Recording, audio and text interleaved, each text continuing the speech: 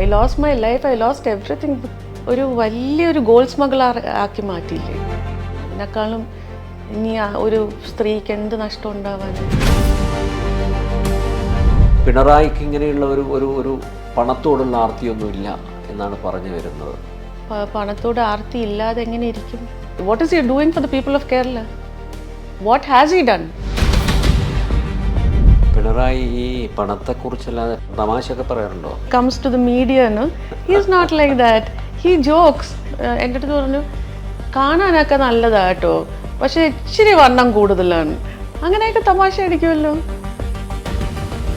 Even during Corona time, sprinkler issue, Shailaja teacher was really suffering during that time because she was against all this and she was cornered.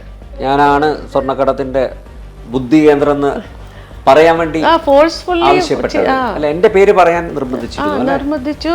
എന്നിട്ട് താങ്കളുടെ photo കാണിച്ചെന്നെ അതിൽ acknowledge ചെയ്യിപ്പിച്ചു.